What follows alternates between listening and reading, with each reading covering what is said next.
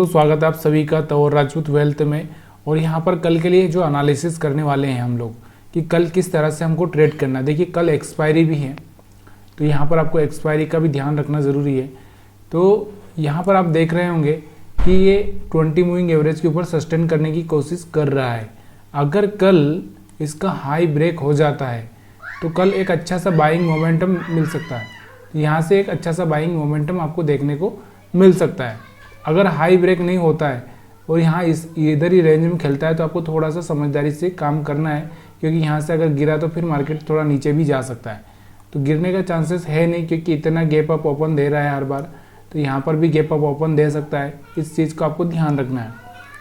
यहाँ से आपको वन डे के कैंडल में आपको समझ में आया होगा कि अगर हाई ब्रेक कर देता है, कल भी गैप अप ओपनिंग हो जाता है, तो मार्केट में थोड़ा सा आपको संभल कर खेलना है। क्योंकि अगर मान लो यहाँ पर ओपन हो जाता है और यहाँ पर ओपन होने के बाद में फिर से मार्केट में देखिए कि वहाँ पर क्या हो रहा है। कुछ एक्चुअल में यहाँ पर मार्केट इसी रेंज में घूम रहा है कि मार्केट ऊपर जाने की कोशिश कर रहा है, उसके हिसाब से आपको डिसीजन लेना है। और यहाँ पर आपको देखना है कि स्टॉप लॉस खाने के लिए मार्केट नीचे आ सकता है क्या। और कल मेरे को अंदाज है कि थोड़ा सा टेस्ट कर लेना चाहिए 20 मूविंग एवरेज को, उसके बाद निकलेगा तो एक अच्छा सा मोमेंट देखने को मिल सकता है। अभी कल के लिए हो चुका है। अभी हम बात करते हैं इसको थोड़ा सा टाइम फ्रेम कम करते हैं 4 घंटे में। 4 घंटे में यहाँ पर आपको पता चल ही रहा होगा कि कल भी हमने बात की थी कि अगर यहाँ से कोई हाई ब्रेक कर देता है तो ये मार्केट थोड़ा सा ऊपर ही रहेगा, और यहाँ से अगर लो ब्रेक करेगा तो मार्केट थोड़ा सा नीचे टेस्ट कर सकता है। लेकिन इसने सीधे हाई ब्रेक कर दिया। अब यहाँ पर जो कैंडल बना है, ये कैंडल ये बता रहा है कि ये वाला पॉइंट है जो इसके नीचे मार्केट नहीं जाना चाहिए। अब ये कौन सा वाला पॉइंट है यहाँ पर, अभी हम 4 घंटे में इसको देखेंगे तो थोड़ा सा अगर सस्टेन करना है तो मार्केट को थोड़ा सा इसके ऊपर रहना ही पड़ेगा। अगर इसको हम देखेंगे तो कुछ ये नीचे 80 के आसपास होगा, 19,780 के आसपास है कुछ ये। तो यहाँ पर ये इसको ब्रेक नहीं करना चाहिए। मार्केट को अगर ऊपर सस्टेन करना है तो 4 घंटे का चार्ट आपको ये दिखाने की कोशिश कर रहा है। अभी इसी चार्ट को हम लोग 1 घंटे में देखेंगे तो 1 घंटे में आपको दिख रहा होगा यहाँ पर क्या दिख रहा है। अच्छा, यहाँ से देखो 20 मूविंग एवरेज के ऊपर जैसे ही क्लोज किया था, यहाँ से हाई ब्रेक हुआ था तो मार्केट में एक अप ट्रेंड हो ही चुका था। यहाँ से देखिए जो लोग नहीं देखना चाहते हैं वो लोगों को अभी पता चलना चाहिए कि देखिए यहाँ से हाई ब्रेक नहीं किया था, यहाँ से हाई ब्रेक किया और मार्केट कंटिन्यू ऊपर जा रहा है। अब यहाँ से आपको एक चीज़ देखने को मिल रही होगी, देखिए ये वाला एक रेंज बन चुकी है। ये वाली एक जो रेंज बनी है, ये रेंज ना बहुत खतरनाक बनी है। या तो मार्केट यहाँ से इस रेंज से इस तरह से ये रेंज ब्रेक करके मार्केट ऐसे ऊपर हो सकता है, या फिर मार्केट थोड़ा सा यहाँ पर फिर से टेस्ट कर सकता है 19,750 को। तो यहाँ से आपको थोड़ा सा ध्यान रखना है। और कैंडल अगर आप देख रहे हो तो कैंडल बहुत छोटी बनी है, उसके हिसाब से थोड़ा सा आपको कल केयरफुली ट्रेड करना है। उसके बाद हम चलते हैं 15 मिनट की चार्ट पर।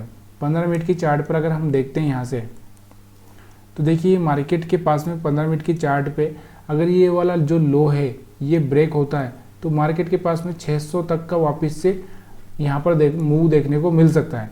अगर फिर ये लो ब्रेक नहीं होता और हाई ब्रेक होता है तो 20,000 तक का आपको लेवल देखने को मिल सकता है। तो इस चीज़ को आपको ध्यान देना है, क्योंकि मार्केट एक ऐसे मोड पर आकर खड़ा है।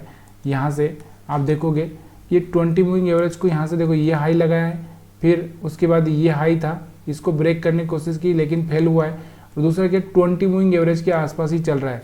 तो यहाँ से क्या कर सकता है, ये स्विंग या ये स्विंग ब्रेक करेगा। तो यहाँ से आपको थोड़ा सा ध्यान देना है। अगर मार्केट में स्ट्रॉन्ग सेलिंग दिखे तो यहाँ से आप सेल करके यहाँ तक का और उसके बाद में यहाँ तक का बेनिफिट ले सकते हैं, अगर सेलिंग दिखेगा तो। नहीं तो यहाँ से आपको बाइंग अगर दिख रही है तो यहाँ से आपको क्या करना है, जैसे हाई ब्रेक करेगा या इसके ऊपर सस्टेन करेगा, अच्छा सा ग्रीन कैंडल बनता है तो यहाँ से आप आगे का मूड देख सकते हैं। अब ये गैप अप ओपन हो जाएगा या गैप डाउन ओपन हो जाएगा, इसका कहना बहुत मुश्किल है, क्योंकि ये कल के लिए ही आपको देखना पड़ेगा। अब हम बात करते हैं यहाँ पर स्टॉप लॉस हंटिंग की।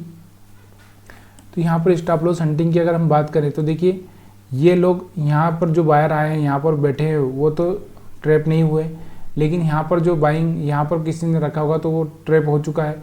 दूसरा अब यहाँ पर ये सेलर भी ट्रैप हो चुके हैं।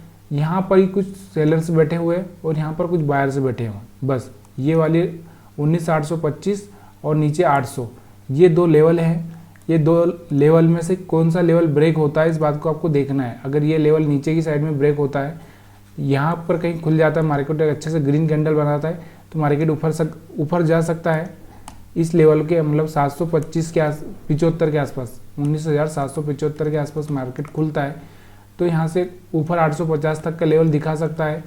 और अगर मार्केट ऊपर खुल जाता है यहाँ पे 850 पे, तो मार्केट थोड़ा सा नीचे की साइड में आ सकता है, लेकिन यहाँ पर कुछ ज़्यादा बायर के स्टॉप लॉस है नहीं मार्केट में। यहाँ पर आपको देखना पड़ेगा कि ट्रेंड कैसा है, उसके हिसाब से आपको वहाँ पर डिसीजन लेना पड़ेगा। तो कल के लिए आपको बहुत सावधानी से खेलना है, ये बात हमेशा ध्यान रखना, क्योंकि अभी मार्केट के पास में ना तो इधर स्टॉप लॉस है और ना ही ऊपर स्टॉप लॉस है, ना ही इधर है।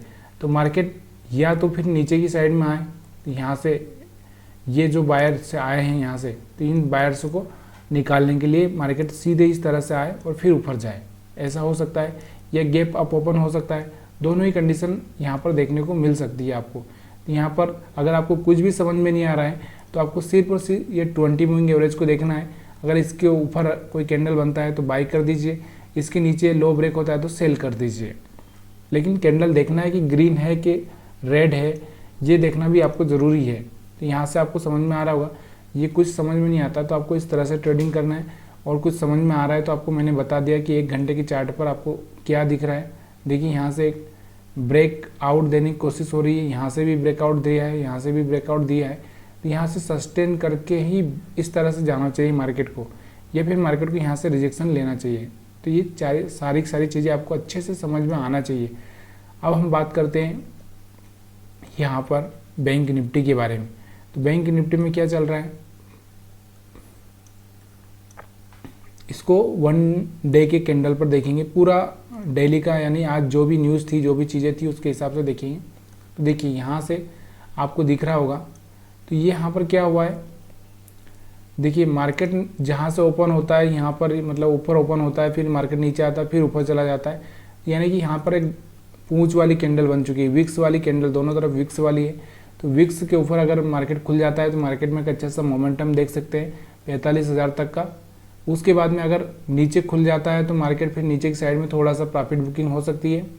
और कल जो कैंडल बोला था हमने कि बाइंग हो सकती है, तो यहाँ से बाइंग हुई है, लेकिन क्या करें, थोड़ा सा प्रॉफिट बुकिंग भी करना बहुत ज़रूरी था, तो लोगों ने प्रॉफिट बुकिंग भी की है। तो यहाँ से आपको देखना है कि इसके ऊपर, अगर इसके ऊपर निकलता है तो बहुत अच्छा सा एक ऊपर की साइड में मोमेंटम देखने को मिल सकता है आपको।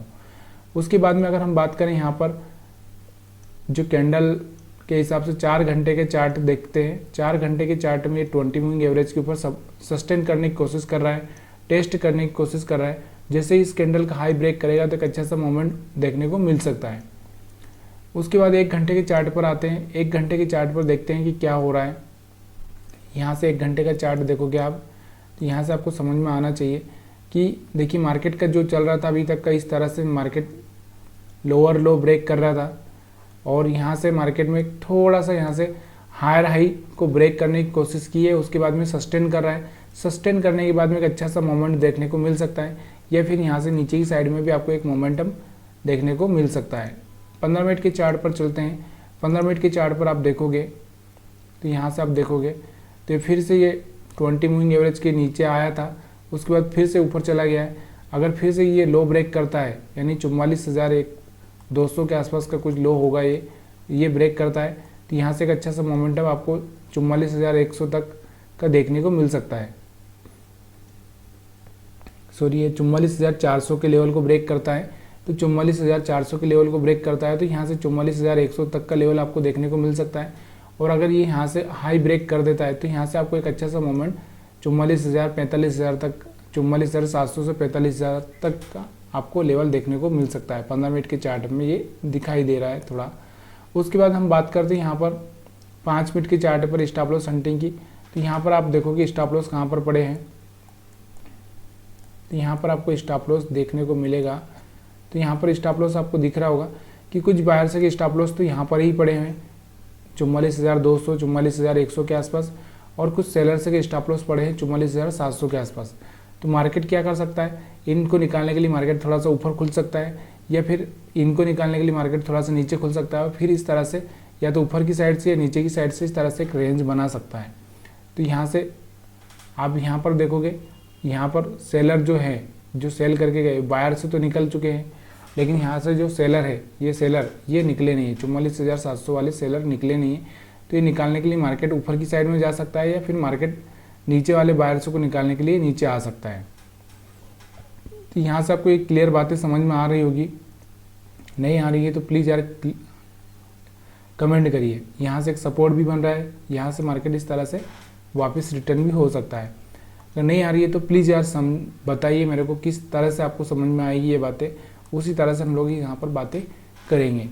और आज हम लोग देखते हैं कि कौन कौन से सेक्टर अच्छे से चले हैं। तो यहाँ से सेक्टर वाइज हम लोग निफ्टी फाइनेंस की अगर हम बात करें तो यहाँ से अभी हम लोग इसको अभी तक देखते नहीं थे, तो अभी हम लोग इसको भी देखने की कोशिश करेंगे। निफ्टी फाइनेंस में यहाँ से एक अच्छा सा बाइंग दिखा है, उसके बाद में यहाँ से एक डोजी कैंडल बना है, डोजी के ऊपर यानी कि 20,000 के ऊपर निकलता है तो एक अच्छा सा मोमेंटम आपको देखने को मिल सकता है। निफ्टी फाइनेंस की बात कर रहे हैं, निफ्टी 50 की नहीं बात कर रहे हैं। उसके बाद में हम लोग बात करें ऑटो सेक्टर की, तो मैंने ऑटो सेक्टर के बारे में आपको पहले ही बता चुका हूँ कि ऑटो सेक्टर में एक बाइंग हो सकती है। क्योंकि यहाँ पर अभी फेस्टिवल का सीज़न आ रहा है, तो मैंने यहीं पर आपको बता दिया था 16, तो यहाँ पर बढ़ा हुआ है थोड़ा सा ये। उसके बाद में अगर हम बात करें आईटी की, तो आईटी में टीसीएस के रिजल्ट है, बाकी ये सारी चीज़ें हैं, तो मार्केट में आईटी में भी कुछ न कुछ थोड़ा सा ठीक चल रहा है अभी। तो फार्मा की अगर हम बात करें, फार्मा में अभी कुछ खास दिख नहीं रहा है। और उसके बाद हम बात करते हैं निफ्टी रियलिटी की, जो कि मैंने आपको पहले ही बता दिया था कि रियलिटी के स्टॉक्स में आपको यहाँ से ही मैं बता रहा हूँ कि रियलिटी के जो भी स्टॉक्स है वो अच्छा सा परफॉर्म कर सकते हैं। तो यहाँ से गोदरेज प्रॉपर्टी है, उसके बाद में डीएलएफ है, शोभा है, ये बहुत सारे स्टॉक्स हैं जिनके बारे में आप देख सकते हो। अगर आपको नहीं समझ में आ रहा तो आप देख सकते हो। उसके बाद मेटल की अगर हम बात करें तो मेटल में तो कुछ अभी कुछ खास ज़्यादा दिख नहीं रहा है। मीडिया की अगर हम बात करें तो मीडिया में अभी कुछ खास नहीं लग रहा है। और यहाँ से पीएसयू बैंक की अगर हम बात करें तो पीएसयू बैंक में भी अभी कुछ खास ज़्यादा नहीं है, अभी सपोर्ट पे है। जैसे ही सपोर्ट ब्रेक होगा तो यहाँ से एक अच्छा सा मोमेंट देखने को मिल सकता है। हेल्थ केयर की अगर हम बात करें तो हेल्थ केयर में भी कुछ खास नहीं है। और ऑयल एंड गैस की अगर हम बात करें तो फिर से ये आज उल्टा जैसा चार्ट दिख रहा है अपने को। ऑयल एंड गैस का क्या है, सच है कि नहीं है। ऑयल एंड गैस में ऐसा कभी कभी ऐसा होता है कि ये कुछ सिस्टम में गड़बड़ आता है, इसलिए थोड़ा सा ऊपर दिखा रहा है। तो एक रिफ्रेश करके देखते हैं एक बार ऑयल एंड गैस पे क्या चल रहा है। तो ये ऑयल एंड गैस का चार्ट में भी कुछ ज़्यादा कुछ खास नहीं है, लेकिन थोड़ा सा बाइंग हो रही है। और उसके बाद में अगर हम और भी बात करें एफएमसीजी थोड़ा सा चलने लगा है एफएमसीजी, क्योंकि फेस्टिवल का सीज़न है, मैंने आपको पहले ही बताया था, अगर आपको याद होगा तो एफएमसीजी थोड़ा सा चलेगा। तो यहाँ पर थोड़ा सा रिफ्रेश करने दो मेरे को, एफएमसीजी क्या बोल रहा है। देखो एफएमसीजी में थोड़ी सी बाइंग हो रही है। हेल्थ केयर हो चुका है, एफएमसीजी हो चुका है।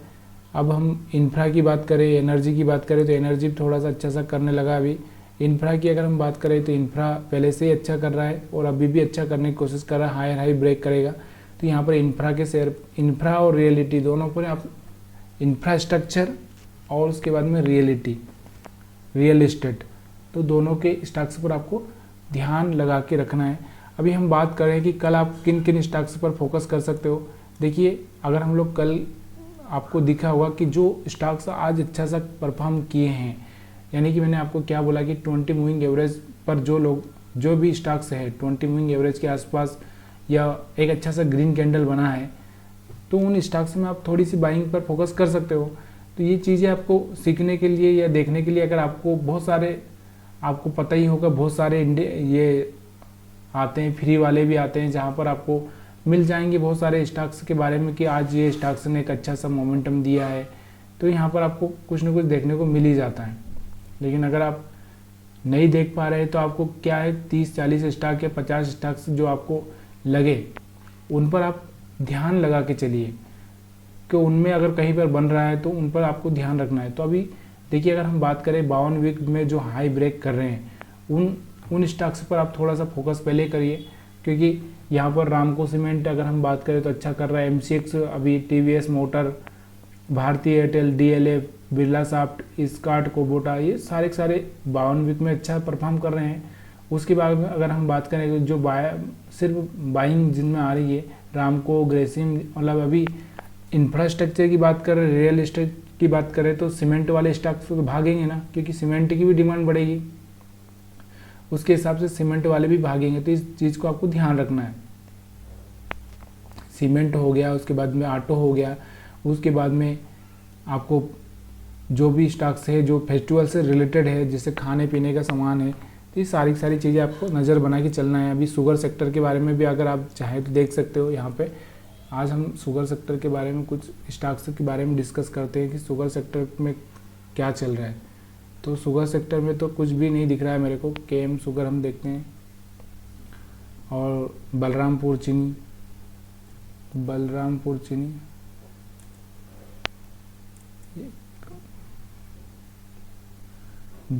चीनी की अगर हम बात करें तो अभी कुछ खास नहीं है।